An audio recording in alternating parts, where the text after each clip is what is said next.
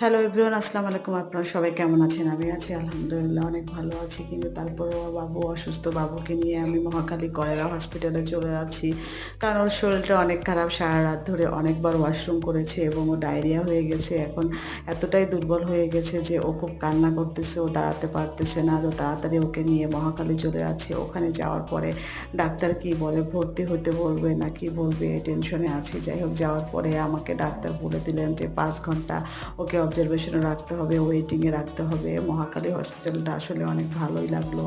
তো ওখানে কাউকে কোনো গার্ডিয়ান অ্যালাউ করে না। বাইরে সবাই ওয়েটিংয়ে বসে আছে। তো আমি ভিতরে যেয়ে বাবুকে দেখানোর পরে আমাকে ভর্তি করলেন।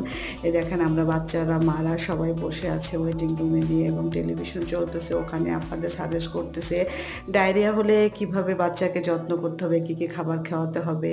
দেখানোর পরে আমাকে ছেড়ে দিলেন এবং আমি তখন বাবুকে নিয়ে বাসায় চলে আসলাম।